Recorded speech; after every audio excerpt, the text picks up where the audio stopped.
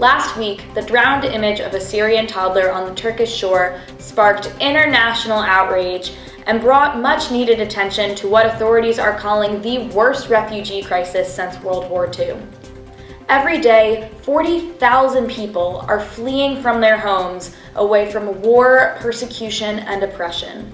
So, who are these refugees? Where are they coming from? Where do they hope to go? And how can the world be handling this crisis better? All this next on Politik Focus.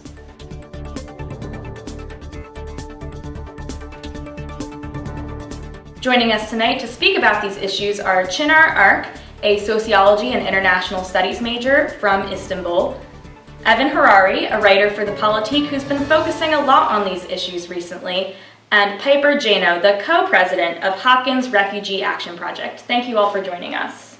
So, Evan, I'll start with you. Would you classify this as a political crisis or a humanitarian crisis or both? Yeah, I'd say it's a little bit of both. I'd say the original Syrian civil war was probably more of a political than a humanitarian crisis, even though obviously Bashar al-Assad's government was probably violating some human rights. But, that obviously turns into a humanitarian crisis because you displace, 9 million people. And then obviously we have this creating the political crisis in Europe, so definitely sort of a recursive character to it. So Piper, you work with refugees in your work, so can you talk about some of the different ways that you've seen countries responding to them and the problems with those different methods? Yeah, so I can speak more to the US than anything. I definitely know more about the US than Europe, but I think that people don't really understand actually how incredibly difficult it is for refugees to come to the United States and to then obtain that refugee status. So a lot of times what happens is one member of the family will come and work for a while and then try to bring the rest of the family home later. But even with the families I work with, all of their close friends, extended family, sometimes even immediate family are still there just because it is such a long process. And I don't know the ins and outs of it, but it's definitely, we say we have an open door policy a lot of times, so we think of the US as a melting pot, but it's not an easy thing to do. Well, why do you think countries, including the US and throughout Europe, are so resistant to accepting these refugees? I mean, a lot of it, the sad reality, a lot of it comes down to resources. I'm sure there's ideological and political debates, but it is hard to place these people. It is hard to fund them, give them what they need, take care of them. Even the families, I work with 2 Congolese families, and they live in homes that are 3-bedroom houses, and they have 10 kids. So the reality of it is it's just hard to do. I mean, the IRC does a lot of it, but they only have so many resources. Mm-hmm. So Çınar, you are from Turkey, which is a country that's home to the largest refugee population in the world, right? So how's Turkey handling this crisis? And do you think they're going to be able to shoulder the burden for much longer? Or how do you think the situation is going to play out? It is a challenge, and also the domestic issues in Turkey are quite turbulent at the moment. So just let alone the refugee crisis, we have domestic issues as well that is accelerating at a horrifying pace in terms of civil peace and so on. I think the number is around 1.8 million right now, which is just an immense number of people. Lebanon follows us by 1.2 or something like that, and we are really at the threshold.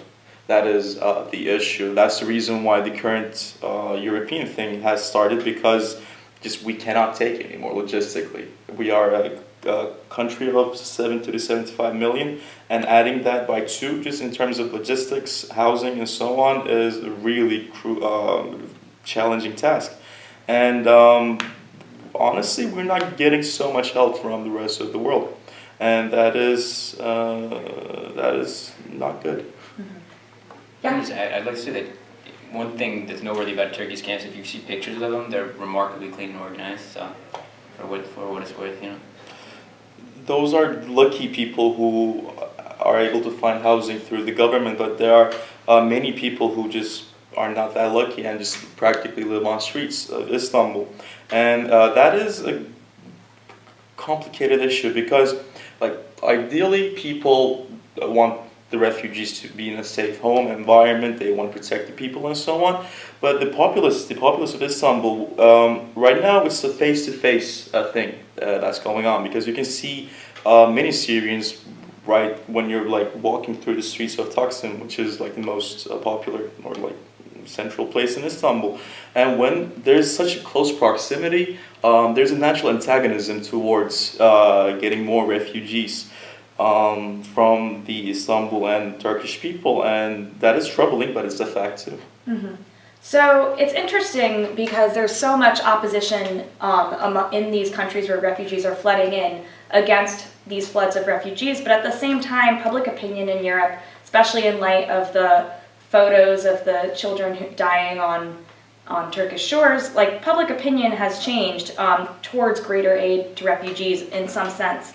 And do you think there's going to be a lasting change in policy? Do you want to take this one? Yeah, sure.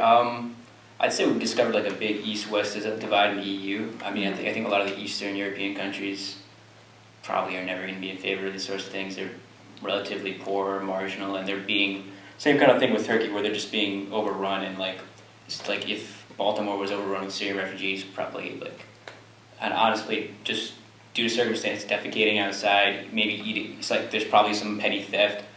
Public opinion is going to turn pretty rapidly against that, especially since a lot of Hungarians feel like they're not afforded the opportunities more wealthy countries are. Excuse me. But I think there's a very strong humanitarian tradition in politics in Western Europe, so we can always rely on the Great Nordics and Germany to take these guys.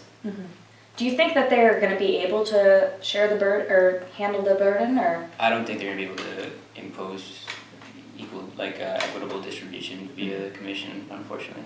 But The status quo of Europe at this point is just not compatible with accepting just a bunch of refugees, because over the past decade or two, xenophobia, fear of the stranger, and also basically conservatism is a growing trend in European parties.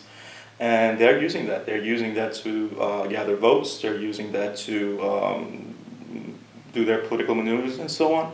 And that poses a critical issue. If xenophobia grows, then of course Europe will be less willing to help the refugees. I was going to even add on to that. I was about to bring up, especially in France, you see a lot of it. I mean, you see like Marine Le Pen, who like actually garnered like a ton of support on mostly xenophobic policies and rhetoric, which is the scary thing. But I mean, people think about their culture. I mean, you've seen stuff recently about France having a lot of issues with the religion of the refugees that come in. They have a lot of problems with Muslim populations. And then you have incidents like what happened on a train recently where you have like another like Muslim identified man threatening French people, and then that fires up that rhetoric that politicians are using to keep those people out. So no, I'd just like to say that I think times of crisis tend to polarize politics. Like obviously in the U.S. we have our own pretty loud xenophobic lobby. So I'd say, I mean, as long as this goes on, you'll have really like stupid people on like tall soapboxes talking, and then like, they'll have their backers. But I think in general, especially in Western Europe, the government just feel like they have a responsibility. You've especially seen Merkel sort of step into the fray, And you brought up the U.S., so there's an interesting point. In 2013, there were 2.5 million refugees leaving Syria, and America took in 36 of them. And they recently announced a plan to accept 100,000 refugees from Syria in the next year. So what do you think the United States' role is going to be in resettlement, considering that they're really upping their numbers of the refugees that they want to take in? I think the number they're taking is more symbolic than productive. And especially like you said, I mean, it's like the research is just such a difficult issue with resources. I know nothing about it, to be honest. Well, actually, right now it's interesting. The group that I work with, it's a local Baltimore group. It's called Refugee Youth Project, and they do after-school programs for kids. And there's a ton of Congolese kids, Eritrean kids from Burma, all over the place. But then Iranian refugees. But there's 3 kids from Syria right now, and there's like a few hundred kids in the program, which is crazy because you Google like refugee crisis and what comes up? Syria. So yeah, I mean, and again, they really don't have the resources, but it is fascinating the areas that they're really pulling from and how Syria is just really has not up until now been one of them. Mm-hmm. So there's another issue involving refugees, which is there's refugees and then there's also economic migrants. There's people who are escaping war, persecution, genocide, and there's people who just are so poor that they cannot bear to stay in their country any longer. And they often travel together. So why don't you talk about the different problems with them traveling together and the different policies that make it difficult to discriminate against these people? I think the like ones fleeing conflict are probably an easier sell to the public, just because you have that imminent death, and like you have pictures of children dying and stuff. So like it's definitely a better PR. But also a lot of Syrian refugees aren't planning. I mean, they don't want to stay in the U.S. They don't want to stay in Europe. They want the conflict to end, and they want to go home. So that's it's just an easier sell to the public. But as far as economic migrants goes, I mean, a lot of people in Eritrea, like you said, are eligible.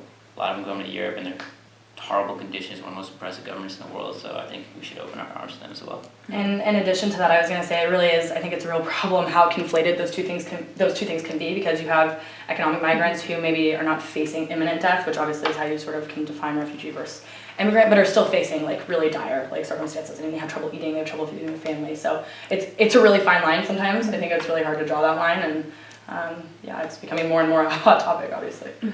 Although, may I add, I mean, in Syria right now, there's the most destructive terrorist group known to history, probably, ISIS, along with Assad, and I mean, the U.S. President Obama was claiming that Assad was using chemical weapons against the Syrian populace just like 3 or 4 years ago.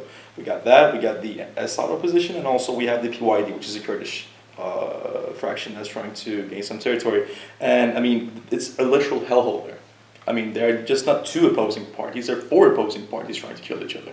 So it is a place that you would probably want to escape really bad. But then at the same time, it's so odd. Then why have we not prioritized that until now? I mean, that's really the big question. Yeah, and my last question is really, how is this humanitarian refugee crisis different from the last ones? How do you think people are responding differently? Social media age, I think photos and, spread faster. More people see them, so. Also, I mean, there was a sharp U-turn in terms of the approach against Syrian politics by the U.S. too. I mean, not just U.S. alone, all the Western sphere, they were quite anti-Assad. When Gaddafi was going down, when Baath was going down, when the Arab Spring was on its peak, everybody was saying that Assad is going to go too. The will of the people will prevail. But that couldn't be the case, because I'm going to touch upon a little bit history of Syria, if that's okay. The father of Bashar Assad, who is the current guy, Hafez Assad, was a guy of balanced politics, domestically and internationally. He gave an inheritance to his son. Also, Bashar Assad wasn't going to be the president. He wasn't destined to be. His brother was, but he got killed. He was destined to be a doctor in London. Bashar Assad, that was his initial thing. But the brother died unexpectedly. Then Assad needed to replace his father. And the inheritance that he got domestically was that they're a Baathist group. They're a Baathist party, the Assad's party. And they are mostly functioned by a fraction of a Shiite population. So we have quite an orthodox situation, because there's lots of Sunnis in Syria too. But the government was held by the minority, but father balanced that by selecting heads of Sunni leaders and so on, and giving them funds, giving them capital and so on. And that worked. But when Bashar Assad introduced neoliberal politics, the circus close to the government, circus close to Damascus, gained more wealth, and the Sunnis started to become much more upset. And the sporadic continuation of the spreading of ISIS is fundamentally rooted there. And in terms of international politics, because Father Assad, he just wasn't like a solid US ally or a solid Russia ally or whatever. He created an atmosphere that it would be quite hard for his son to fail miserably, because, I mean, the US was against Assad, but Russia and China weren't. So what happened? We had a U-turn back in 2012 because of the international pressure of not interfering with Syria. But we definitely witnessed that that wasn't a good call to make. Yeah, no, I'd definitely like to jump off that. I think, as opposed to previous crises like Libya, where like that's a pariah state, like no one's going to care if we bomb them. This is like, in part, obviously you have a lot of interest groups on the ground. And I think there's a lot of one thing I've been getting from the Syrian conflict is just all the grievances that built up during both regimes are just now like everyone's taking it out on everyone else. But it's also in part proxy conflict. You know, Iran, Russia, they all have people involved, and we don't want to alienate them too much. So we're probably not going to interfere.